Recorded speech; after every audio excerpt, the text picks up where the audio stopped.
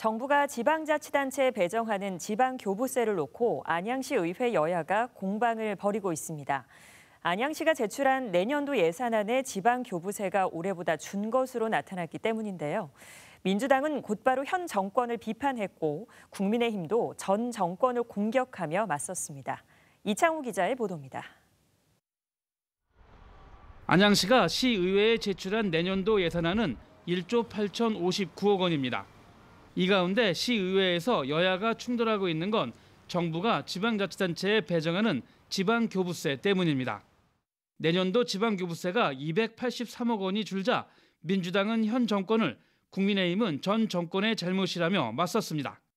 이제 윤석열 정권에서 세수를 잘못 예측해서 크게 좀 오차가 발생했고, 그거에 대한 피해가 사실 우리 지방 정부한테 많이 온 상황입니다. 그래서 우리 안양시로 예를 들면은 원래 내려왔어야 될 지방교부세가 283억이 내려오지 않으면서 우리 안양시도 2024년도 예산을 짜는데 좀 큰 어려움이 있었고, 이에 대한 상황을 좀 이렇게 지적을 해야 될 필요가 있다 생각해가지고 우리 당 차원에서 좀 부동산 교부세는 지난 전 정부인 문재인 정부 때에 1가구 1주택에 대해 보유세, 종합부동세 등 감면으로 세수의 부족이 원인이 되었고, 함께 공시지가 하락, 부동산 침체로 인한 거래량 감소 등 원인으로 등록세 및 취득세가 줄었다는 것이다.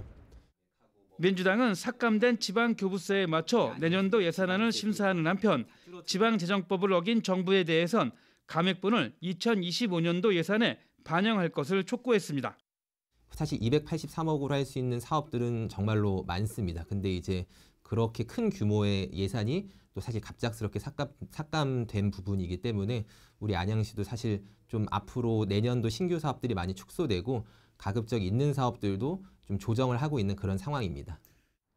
국민의힘은 지난해 4분기 이후 급격한 경기 둔화와 부동산 등 자산시장 침체로 세수가 줄었다며 현 정부의 문제로 삭감됐다는 주장은 사실이 아닌 만큼 민주당에 사과를 요구했습니다.